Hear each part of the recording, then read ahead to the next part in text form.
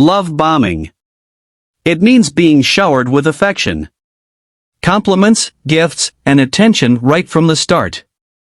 At first, it just feels like meeting someone really passionate. But love bombing is different from passion. A passionate person pays attention to whether you're comfortable. A love bomber doesn't care about your pace. They push the relationship forward at their speed. Psychologists see this as a form of manipulation. Sometimes it's intentional. Sometimes the person doesn't even realize they're doing it. But the result is usually the same. You fall emotionally deep before you've had a chance to see things clearly. Here's an important question. Why doesn't it feel strange? It's actually your brain. When someone showers you with attention, your brain releases dopamine. That's why you feel excited, happy, and can't stop thinking about them. In that state, your judgment gets clouded. Even if something feels a little off, the feeling is so good that you let it go. And love bombing targets the things we already want deep down. To be recognized. To feel special. To be fully loved by someone. That's not weakness. That's human. Which is exactly why it works on almost everyone. But here's the part that makes it truly dangerous. Love bombing plants good memories before the bad ones arrive.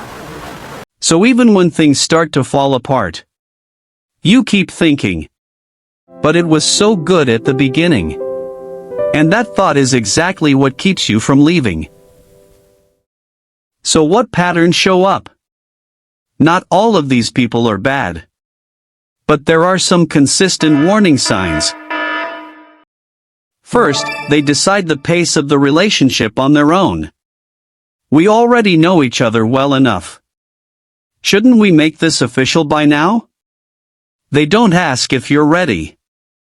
Second, the compliments come too strong, too early. Within days, "You're my destiny, I want to be with you forever." It sounds touching. But it's coming from someone who barely knows you yet. Third, they get uncomfortable when you need space. If you want to see friends or have time alone, the response is your friend more important than I am? And fourth, future faking.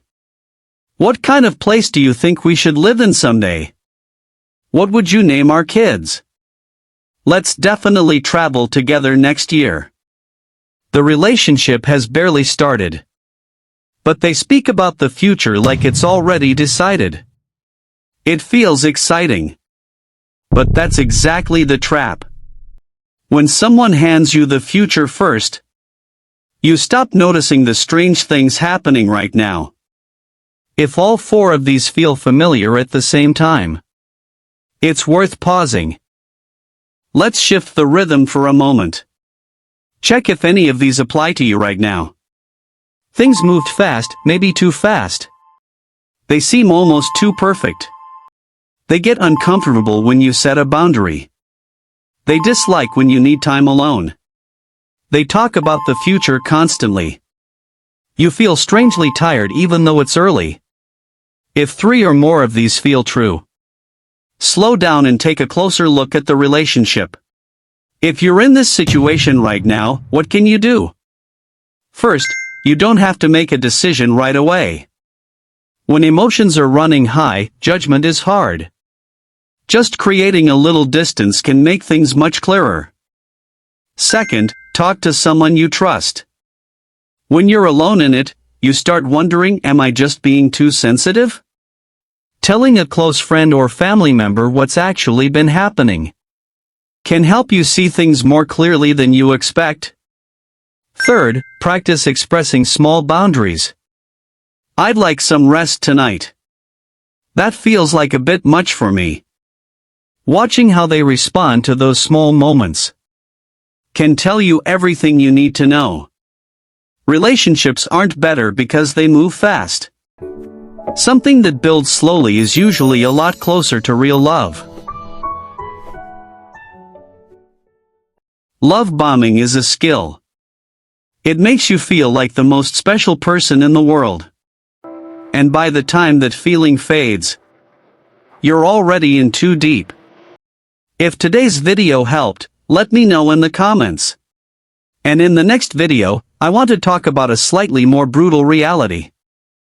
Love bombing doesn't always lead to love.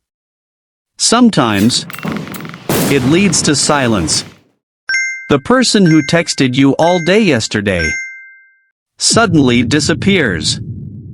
Next time, we'll talk about the psychology of ghosting and why people vanish without a word. Make sure to subscribe so you don't miss it. This is Love Game Lab.